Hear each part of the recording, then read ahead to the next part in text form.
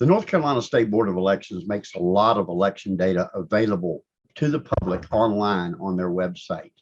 We know this data is of interest to the political parties, but also to the numerous grassroots groups across the state. So we would like to offer this video as a means to help you identify what information is available to you and how it might help you do what you do on the ground to improve transparency and promote the integrity in our elections process. When you go to the State Board of Elections website, you can open up your browser and simply enter this URL, dl.ncsbe.gov. That's the download section, and this contains all the files that are available to the public for direct download.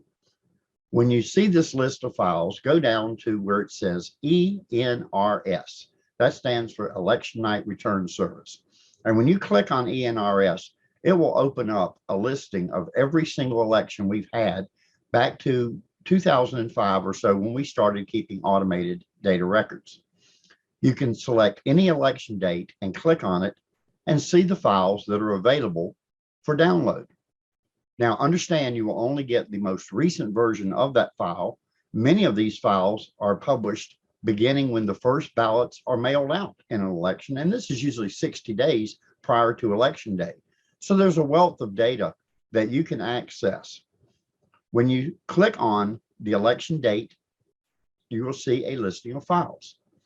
Now, the three most important files available are of importance to you are the absentee file, the provisional ballot file, and the results file. Now, the absentee file lists everybody who votes either by mail or in person at one stop, because yes, a vote in person at one stop is still an absentee ballot because you are absent from your precinct on election day. But it will list the name, the address, the precinct, the party affiliation, the demographic data for all those voters who voted by absentee. Now, the top file says absentee, and that is the statewide file. But if you look down, you will see a couple of absentee counts files, and this is just demographic summaries of who's voting and who's not. And then you'll see absentee county. If you download the county file and unzip it, it contains a separate file for each of our 100 counties. And you can scroll down to your particular county and extract your county's information if you're wanting to follow it to see what your voter turnout looks like as the election progresses.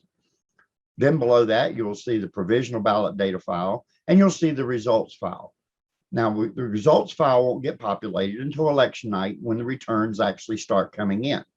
But this file will be updated numerous times between election night and the canvass 10 days later when the results are finally certified. So these are files that are easy for you to access that you can then download and open into Google Sheets or Microsoft Excel or whatever spreadsheet program you're using.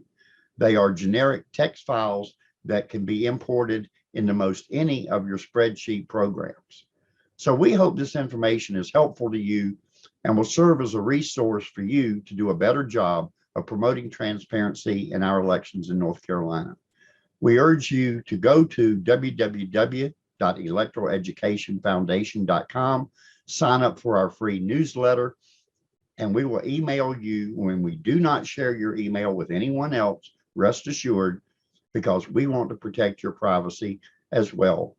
But you will then get immediate alerts whenever we post new findings or new videos on our website.